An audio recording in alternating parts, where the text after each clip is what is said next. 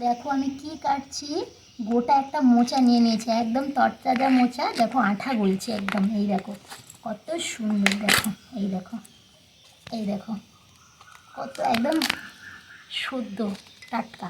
তো মোচাটা এই যে কেটে নিচ্ছি, কিছু কেটেছি আর এই যে গোটাটা রয়েছে কাটবো। তো এই যে কেটে নিই, কেটে নেওয়ার পরে কীভাবে রান্না করি সেটা দেখাবো, পুরো রান্নাটা। তো পরে ফিরে আসছি। বন্ধুরা দেখো, যে মোচাটা কেটেছিলাম সেটা আলু দিয়ে সুন্দর করে সিদ্ধ করে নিয়ে এসেছি।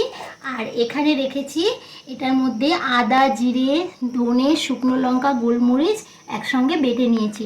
আর এখানে তেজপাতা, পাঁচফোড়ন আছে, আর এখানে কলাইয়ের ডালের বড়ি আছে। তো এগুলো সব সুন্দর করে কষিয়ে রান্না করে নিয়ে ফিরে আসছি।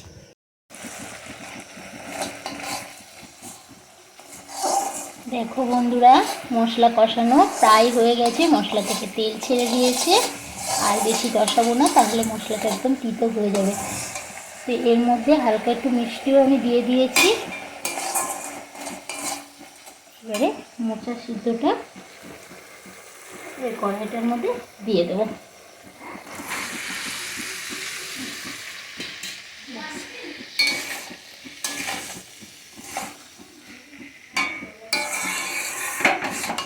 তাহলে সুন্দর করে কষিয়ে নিয়ে এবার এর মধ্যে অ্যাড করবো ভেজে রাখা বড়িটা। তাহলে বন্ধুরা রান্নাটা পুরো শেষ করে ফিরে আসছি। ঘি আর গরম মশলা দিয়ে নামিয়ে নিয়েছি, সেটা তোমাদের দেখানো হয়নি। তো দেখে বলো বন্ধুরা কেমন হয়েছে মোচার ঘন্টটা। দেখো, টাটা বন্ধুরা।